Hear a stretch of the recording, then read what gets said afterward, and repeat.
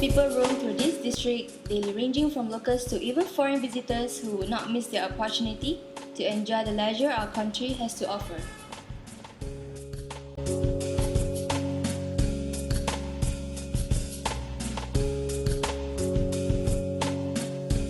The first shopping centers were established within the street created a center of attention for other retail vendors and high-rise buildings to develop within the area.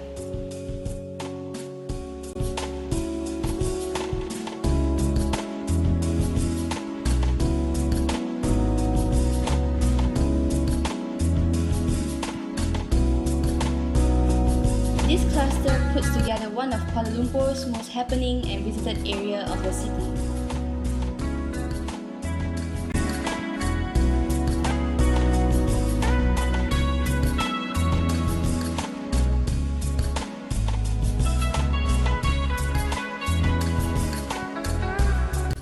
Over the last 5 years, it has transformed to be one of the trendiest and busiest streets in Kuala Lumpur.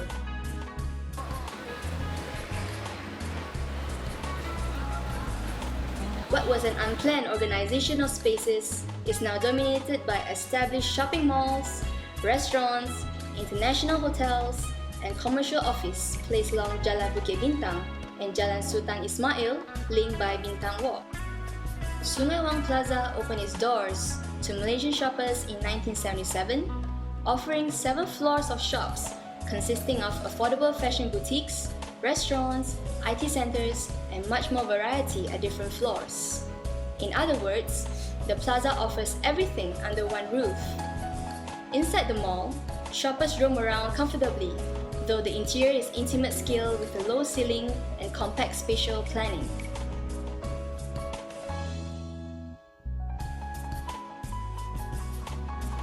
Boasting an iconic bright green facade, Lot 10 sits by the busy intersection of Jalan Sultan Ismail and Jalan Bukit Bintang. It was opened in 1990 and underwent a major facelift recently to keep abreast with the current trend.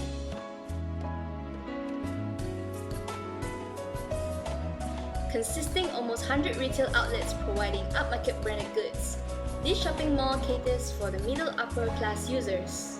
As compared to Sungai Wang Plaza, Lot 10 is bigger in scale and it has wider spaces.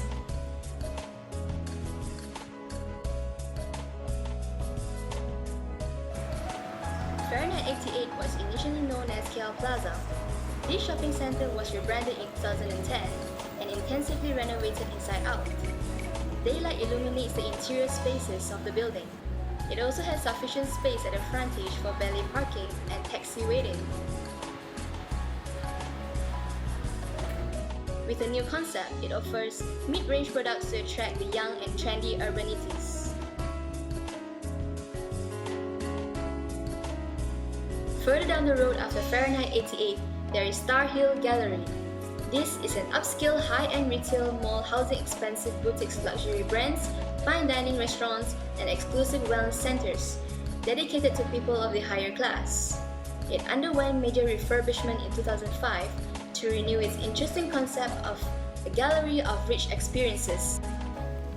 Pavilion was an exciting addition to Bukit Bintang when it first opened in 2007, replacing the campus of the older school in KL, Bukit Bintang Girls' School.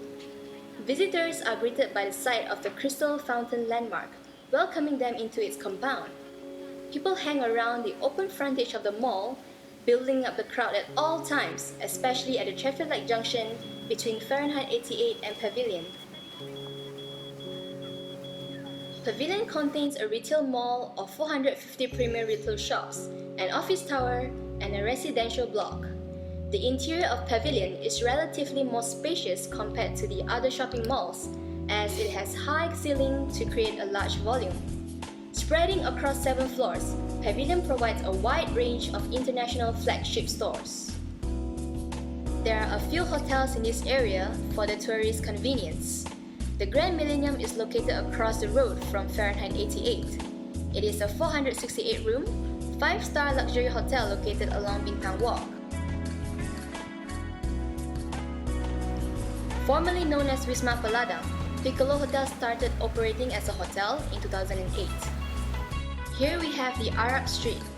This row of shops is located parallel to Lot 10 and Fahrenheit 88, mainly consisting Middle Eastern themed restaurants. Not only it attracts a specific crowd of tourists by serving Middle Eastern delicacies, it is also a chill-out place for people with activities. Traveling by monorail might be their favorite mode of transportation, not only because it is convenient and cheap. Users get to enjoy a good view of the surroundings around the monorail. In Bintang Walk, pedestrians normally move about by foot in a quick pace. During shopping sprees, some shoppers will walk from one mall to another on the pedestrian paths. Other than that, there are a lot of visitors who travels there by car. However, due to the restrained road system, people who are not familiar with the directions might get confused with the vehicular flow. Majority of the crowd are teenagers and young adults between the ages of 15 to 25 along Jalan Sultan Ismail. There are locals and also tourists present around the peak hour from lunchtime to about 4 p.m. in the evening during the weekends. The reason for the crowd attraction is because of both low and high-end shopping facilities. Foreigners and well-dressed people are more common along the street as there are more high-end shops that sell branded goods. These residents usually go for their meals at a food court nearby as the price of the food is reasonable. During special occasions, Bintang Walk makes the venue for major night events like New Year's Eve, Merdeka Eve, fashion shows, street concerts, and parties. By then, a roadblock would be arranged, filling the scene with hundreds or thousands of people. Besides that, street merchants often hang out around the busy streets selling small items to foreigners. Homeless citizens would loiter around the busy areas as long as they could before the city patrol takes action. Furthermore, the streets of Bukit Bintang are designed in a way that it is also convenient for the disabled, similar to other areas of the KL city. Most people enjoy al fresco dining by the Bintang Walk pavement. People watching is the usual thing to do while they dine in relaxation, as the interesting mixture of trendy people definitely help boost the business here. The Bintang Walk remains alive at night when the pub starts operating. It is most packed during the happy hour with tempting offers for the tourists and white collars looking for a place to de-stress. Next, to the lower end district, it is middle class district stretching from Lot 10 to Fahrenheit 88. Then, it continues down to the street with the luxurious high-end district around Star Hill Gallery, Pavilion, and the following hotels. In these various districts, different activities are being held at different times of the day. In terms of security, the entire place is significantly more controlled with the presence of mobile police stand and strict security guards. The same applies for Lot 10, where guards are stationed to restrain people from loitering in the foyer. It is quite evident that different types of crowd hang around at the mentioned districts. What is unique about the Bintang Walk is that it is made of boundaries defined by a different crowd found in respective urban districts. The organization of buildings and people in Bukit Bintang are the cornerstones that make up what it is today. Despite the unplanned development carried out over the decades, Bukit Bintang remains to be the most interesting art market within the Golden Triangle.